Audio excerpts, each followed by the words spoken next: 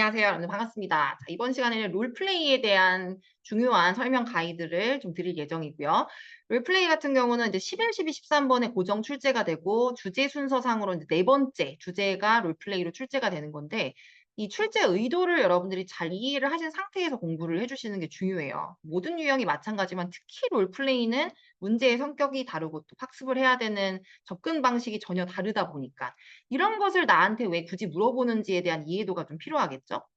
단순히 답변을 암기하는 데 이제 그치지 않기 위해서.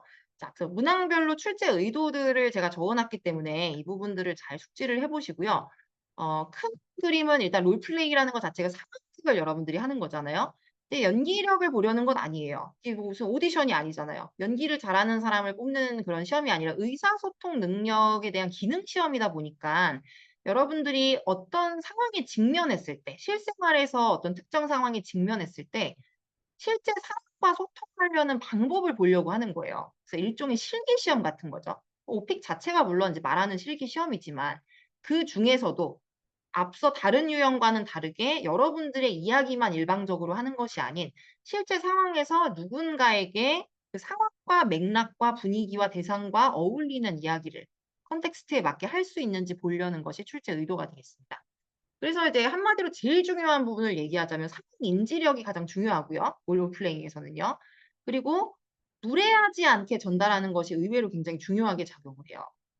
막 무슨 막 연기 톤으로 얘기하려고 너무 힘을 빼지 마시고 그런 게 중요한 게 아니라 내가 구사하는 입 밖으로 나오는 문장들과 그리고 이제 이런 표현들이나 이런 문맥이 상대방이 공격적으로 들리지 않게끔 전달할 수 있는 좋은 문장들을 사용하는 게 또 관건이 되겠습니다. 그래서 롤플레이도 이런 거에 대한 이해도가 없으신 분들은 제가 보통 이제 실제 강의에서도 현장 수업에서도 영작을 아예 못하게끔 강제를 해요. 쉽게 예를 들어서 우리가 이제 영어를 이제 배우는 과정 속에서 실생활에서 안 쓰는 표현들을 배우는 경우들이 많거든요, 한국의 영어 교육 특성상. 예를 들어 뭐 "조용히 하세요."라는 거를 우리가 영어로 배울 때 be quiet으로 학습을 하잖아요. 근데 그걸 사람에게 실제로 말할 일은 거의 없어요, 살면서요. be quiet은 거의 뭐 욕하는 수준이나 다름이 없어요, 어감 자체가요. "조용히 해." 뭐 이런 식의 어감이거든요. 그렇게 퉁명스럽게 공격스럽게 말할 일이 우리가 화날 때 빼고는 거의 없지 않습니까?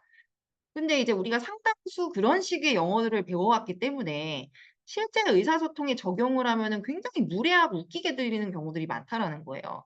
그래서 이제 그런 영어가 아닌 실전에서 이제 원어민들이 특정 상황에 알맞게 쓰는 그런 컨텍스트를 잘 이해하고 있다라는 거를 여러분들이 입증하기 위해서 어떤 템플릿들이 또 존재하는지 잘 눈여겨봐 주시기 바랍니다.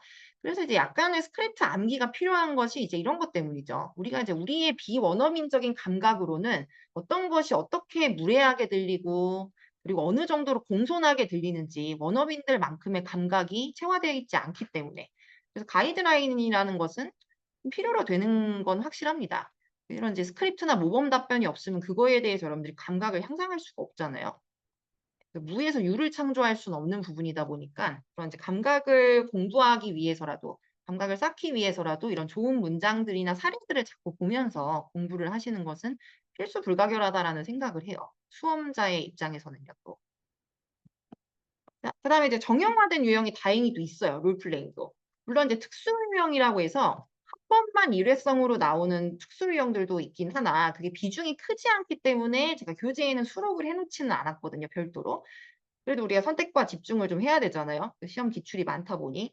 그래서 정형화된 유형이 그래도 전체 롤플레이 족보의 한 80% 정도의 비중이다 보니 거기에 해당되는 유형들은 전부 다 수록을 해 놨으니 일단 너무 특수 유형에 개의치 마시고 그래도 자주 나오는 일반 유형에 한해서 여러분들이 잘 학습을 해 놓으시면 확률적으로 훨씬 높게 출제가 되니 잘 집중해서 이 템플릿들을 숙지를 해 놓으시기 바랍니다.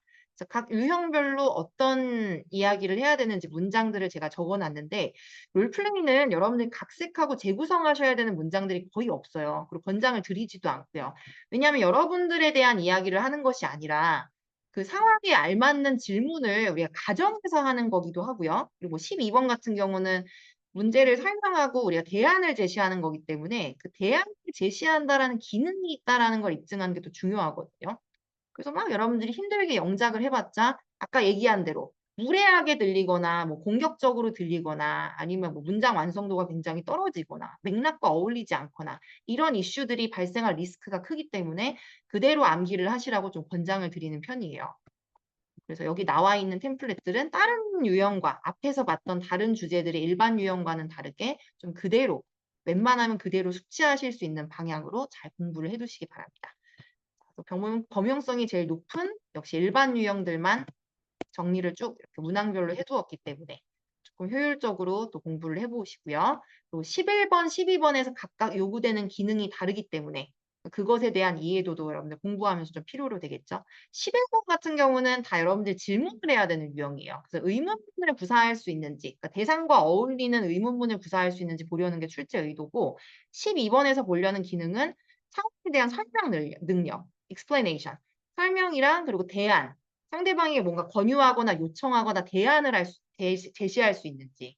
그래서 중요한 건 통보가 아닌, 명령이 아닌 요청과 대안을 정중하게 제시하는 것이 관건입니다. 무례하게 들리지 않기 위해서 어떤 텍스트를 또 쓰셔야 되는지 12번에서는 특히 눈여겨 잘 봐주시고요. 12번이 어드밴스트형이기 때문에 변별력이 더 높아요. 11번에 비해서. 네, 그래서 대안을 제시를 잘 공손하게 할 수 있다라는 인상을 주면 롤플레이 세트에서도 등급을 받는데 도 승산이 높아지겠죠. 그래서 이 해당 부분을 잘 공략해 보시기 바라고요. 13번은 어차피 여러분들 경험을 말하는 거기 때문에 경험은 또 웬만하면은 앞에 일반 유형에서 학습하셨던 답변을 재활용하시는 방안으로 가시는 게 가장 좋습니다. 그게 불가능한 경우라면은 정말 부득이한 경우에는 내가 이런 경험은 지금까지 살아오는 적이 한 번도 없었기 때문에 이야기를 할 수가 없다라는 논리적인 설명을 정확하게 하고 넘겨주시면 되겠고요. 롤플레이에 대한 설명은 여기서 마무리하도록 하겠습니다.